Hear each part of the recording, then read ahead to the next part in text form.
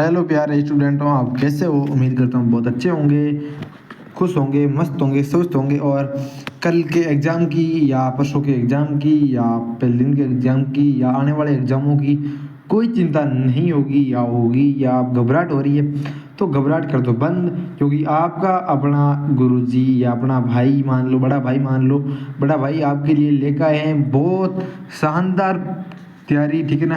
वो भी one shot तैयारी, मतलब एक ही क्लास या दो क्लास के अंदर में पूरी तैयारी पूरे पूरे में से आधे क्वेश्चन आने की पूरी पूरी पॉसिबिलिटी रहती है। एक क्लास मैंने डाल रखी है ऑलरेडी, आप इसकी डिस्क्रिप्शन में लिंक है, आप जाकर देख लें, ठीक है। उन और इन दोनों में से बहुत अच्छे क्वेश्चन आने वाले हैं। तो हम शुरू करते हैं पहले क्वेश्चन से। पहला क्वेश्चन है कि इधर क्वेश्चन लिखे हुए हैं और इस क्वेश्चन का आंसर लिखा हुआ है, छोटे वाले क्वेश्चन, और वहाँ पर आपके ABCD के अंदर आएंगे। वो मैंने बनाए नहीं क्योंकि टाइम की पाबंदी, टाइम का ध्यान रखते हुए मैंने पूरी आपका ध्यान रखते हुए ये काम शुरू किया है। तो पहला क्वेश्चन है, कैमरे में बंद अपाइज के लेखक कौन है? तो कैमरे में बंद अपाइज के लेखक है वो है हरिशंकर परसई है। भक्तिन रचना की लेखिका कौन है? क्वेश्चन नंबर 2 है, तो उसकी लेखिका है वो है महादेवी वर्मा।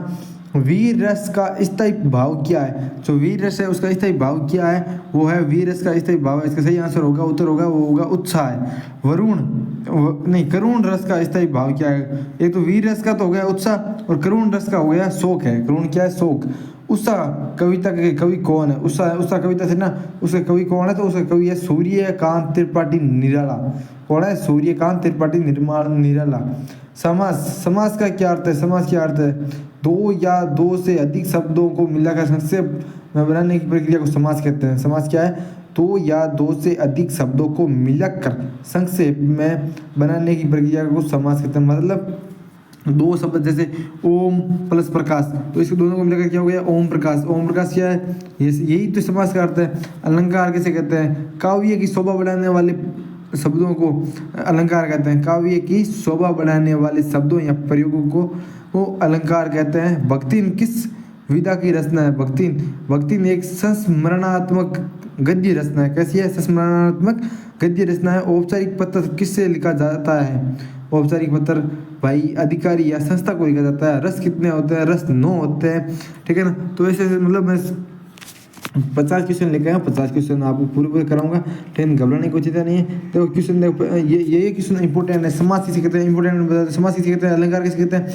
भक्ति की विधा, औपचारिक पत्र, ये इंपॉर्टेंट है, ठीक है। तो हम शुरू करते हैं अगला क्वेश्चन। क्वेश्चन नंबर 1 है कि आत्मकथा क्या है? आत्मकथा क्या है? तो आत्मकथा है किसी व्यक्ति द्वारा अपने जीवन का स्वयं लिखा गया विवरण आत्मकथा कहलाता है। कोई व्यक्ति है, ठीक है, उस व्यक्ति के द्वारा खुद का स्वयं यानी खुद का लिखा गया आत्मकथा। तो मतलब जैसे मैं कुछ कोई मेरी आत्मकथा लिखता हूँ, मेरे जीवन पे लिखता हूँ, जीवन के बारे में मैं सुबह से लेकर शाम तक क्या करता हूँ, मैं मेरी ज़िंदगी में क्या क्या अचीव किया है, क्या नौकरी लगाऊँ, क्या मैंने अचीव किया, वही उसी को तो हम क्या कहते हैं? आत्मकथा कहते हैं।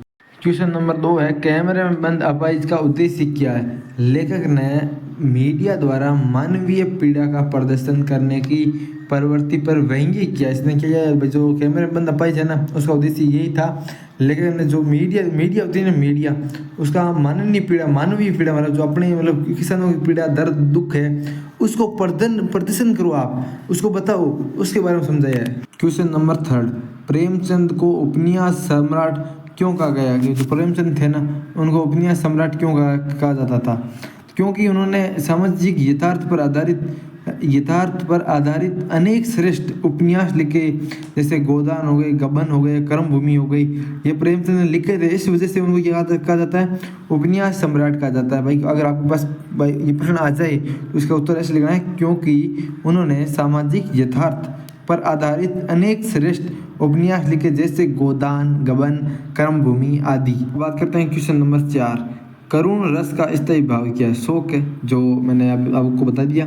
उषा कविता के कवि कौन है? उषा कविता के कवि है सूर्यकांत त्रिपाठी निराला, ये भी मैंने आपको बता दिया। अब बात करते हैं कि मोस्ट इंपोर्टेंट क्वेश्चन बता देता हूँ आपको, जो परीक्षा में उनमें से भाई जैसे मैं 9-10 क्वेश्चन बताऊंगा, उसमें से 3-4 क्वेश्चन तो मिलेंगे आपको, ये गारंटी के साथ लिख के ले लो मेरा, ठीक है। आत्मकथा किसे कहते हैं? पहला क्वेश्चन तो ये, ठीक है, जो मैंने आपको ऑलरेडी कर रखा है। संस्मरण किया है, जो मैंने आपको बता रखा है। भक्तिन के स्वभाव कैसा था, जो आपको देख लेना है। कैमरे में बंद अपाइज किस पर व्यंग्य किया गया है, जो मीडिया के ऊपर व्यंग्य किया गया है कि आप किसानों की पीड़ा क्यों नहीं बताते, दुख क्यों नहीं बताते, तो ये भी मैंने आपको बता रखा है। अलंकार की परिभाषा भी मैंने आपको बता रखी है, याद रखिए। समास कितने प्रकार के होते हैं, 2 प्रकार के होते हैं, लिख के नाम बताना है। वीर रस की परिभाषा वो भी मैंने आपको बता रखी है।